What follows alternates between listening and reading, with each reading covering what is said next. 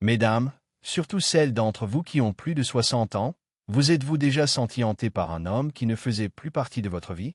Il ne vous appelle pas, ne vous envoie pas de SMS, ne vous croise même plus, et pourtant, il ne quitte jamais vos pensées. C'est étrange, n'est-ce pas? Sa présence est invisible, mais elle vous suit partout. Le matin, pendant vos rires, même dans le silence, il revient discrètement. Et quand vient la nuit et que votre tête touche l'oreiller, son énergie bourdonne faiblement en arrière-plan, un écho qui refuse de s'éteindre. Vous commencez à vous demander pourquoi. Pourquoi un homme qui a quitté votre monde vit-il encore si profondément dans votre cœur? Ce n'est pas une coïncidence. Ce n'est pas juste un souvenir ou un désir. C'est quelque chose de plus profond, quelque chose que votre âme reconnaît encore, surtout dans les derniers chapitres de la vie, lorsque les émotions sont peut-être plus calmes et bien plus profondes. Salut, c'est Vernon à nouveau. Dans la vidéo d'aujourd'hui, je vais partager 4 vérités psychologiques fascinantes expliquant pourquoi vous ne pouvez pas vous empêcher de penser à un homme qui n'appelle jamais et ce que cela révèle réellement sur vos émotions et non sur ses intentions. Avant de commencer, cliquez sur « J'aime » et abonnez-vous à Vernon After 60 pour en savoir plus sur l'amour, la psychologie et la guérison émotionnelle à un âge avancé. 1. Ce n'est pas de l'amour, c'est votre cerveau qui cherche à tourner la page. Comme l'a dit un jour Madame Diel, l'esprit humain progresse toujours, mais il progresse en spirale. Lorsqu'une personne disparaît sans explication, votre esprit se met lui aussi en spirale, essayant de boucler ce que les psychologues appellent une boucle émotionnelle. Si une relation se termine brutalement ou reste floue, votre cerveau ne peut pas l'archiver. C'est comme laisser un programme tourner en arrière-plan, ce qui draine silencieusement votre énergie mentale. C'est ce qu'on appelle l'effet Zeigarnik, notre tendance à se souvenir plus clairement des tâches inachevées que des tâches terminées. C'est pourquoi vous vous surprenez à ressasser d'anciennes conversations, à analyser ces derniers mots et à vous demander ce qui a mal tourné. Votre esprit n'est pas sentimental, il essaie de résoudre un puzzle émotionnel inachevé. Mon amie Hélène, 61 ans, m'a raconté un jour comment un homme avec qui elle était sortie pendant 6 mois avait soudainement cessé de m'appeler. Pendant 3 mois d'affilée, elle rêvait de lui toutes les nuits. Il ne me manquait même pas quand j'étais éveillé. Disait-elle, mais je ne pouvais pas m'empêcher de rêver de lui. Son subconscient cherchait simplement une conclusion que la réalité ne lui offrait jamais. Lorsqu'elle lui a finalement écrit une lettre d'adieu qu'elle n'a jamais envoyée, les rêves ont cessé. Voilà le pouvoir de permettre à son esprit de clore le dossier émotionnel et de rediriger son énergie ailleurs. Donc, si quelqu'un vit gratuitement dans vos pensées, cela ne signifie pas que vous êtes faites pour être ensemble. Cela signifie que votre esprit aspire à l'accomplissement. 2. Vous êtes attaché au schéma, pas à la personne. Voici une vérité psychologique que peu de gens réalisent. Vous n'êtes pas accro à lui, mais au cocktail émotionnel qu'il a créé dans votre organisme. Pensez à ce qui surgit lorsque vous vous souvenez de cet homme. Espoir, excitation, anxiété, anticipation. Ce mélange d'émotions libère de la dopamine, la même substance chimique liée au jeu et à la toxicomanie.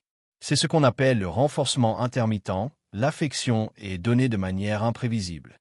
Parfois, il est chaleureux, parfois distant. Et votre cerveau devient accro à la prochaine récompense émotionnelle.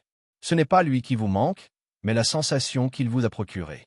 L'euphorie de voir son nom apparaître.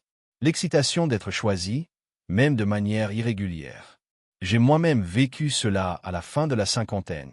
La chaleur imprévisible d'une femme m'a fait réaliser que ce n'était pas elle qui me manquait, mais son attente qui me manquait. Ce n'est pas de l'amour, c'est de la dépendance émotionnelle. L'amour s'approfondit avec la constance. La dépendance se nourrit de l'absence.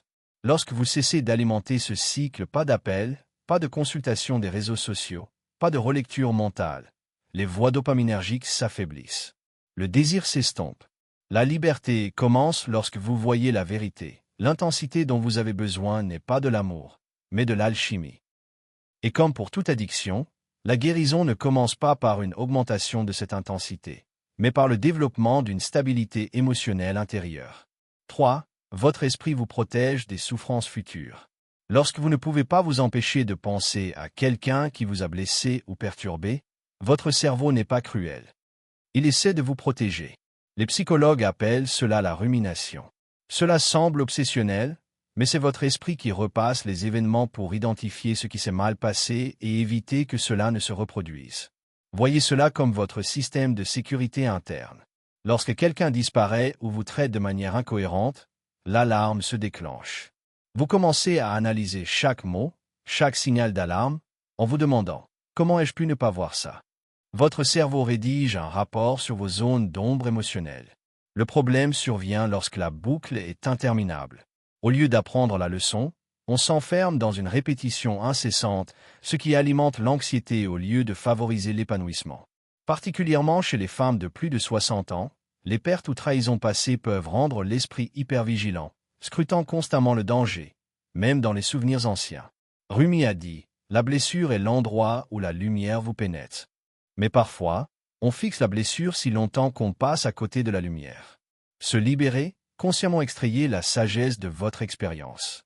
Demandez-vous, qu'est-ce que cela m'a appris sur mes besoins, mes schémas, mes limites? Notez-le. Remerciez votre esprit d'essayer de vous protéger, puis ramenez-le doucement au présent. La rumination peut devenir votre enseignante si vous la laissez faire. 4. Quand vous récupérez votre énergie, elle s'estompe naturellement. Tony Robbins a dit « L'énergie circule là où se porte l'attention ». Dès que vous cessez d'envoyer votre énergie mentale vers une personne disparue, sa présence commence à s'estomper. Chaque pensée à son sujet est une petite offrande de votre force vitale. Et lorsque cette énergie est redirigée vers vos passions, vos amitiés et vos joies présentes, la paix revient. Grace, ma voisine de 67 ans, m'a parlé d'un homme rencontré lors d'une croisière qui n'a jamais donné suite. Le jour où j'ai arrêté de répéter son nom dans ma tête, a-t-elle dit, c'est le jour où la paix est revenue. C'est la neuroplasticité à l'œuvre, votre cerveau se reconfigure par une redirection consciente. Chaque fois que vous dites « merci pour le souvenir », mais je choisis le présent, et que vous vous concentrez sur le réel, vos voies neuronales se dirigent vers la paix. Il ne s'agit pas de faire comme si le passé n'avait pas d'importance, mais de reprendre le contrôle de votre énergie. Réflexion finale, quand le souvenir devient paix. Vous comprenez maintenant, lorsqu'un homme ne vous appelle jamais mais persiste dans vos pensées, ce n'est pas le destin. C'est votre cœur qui réclame la guérison. Vous n'êtes pas faible de penser à lui. Vous êtes humain, doté d'un cerveau conçu pour trouver la paix, tirer des leçons et protéger votre cœur. Mais vous êtes aussi assez puissant pour travailler avec ce cerveau. Vous pouvez créer votre propre paix, briser vos addictions émotionnelles, puiser de la sagesse et choisir consciemment où votre énergie se place. Comme le disait Carl Rogers, le curieux paradoxe, c'est que lorsque je m'accepte tel que je suis, alors je peux changer. Alors, acceptez le processus de votre esprit, mais ne vivez pas prisonnier de lui. Dites-moi dans les commentaires, qu'est-ce qui vous aide à lâcher prise plus vite? Le temps, l'activité ou l'acceptation? Et n'oubliez pas d'aimer, de vous abonner et de revenir pour plus de réflexions sur l'amour et la sagesse après 60 ans. Je suis Vernon. Merci d'être resté avec moi jusqu'à la fin. À bientôt.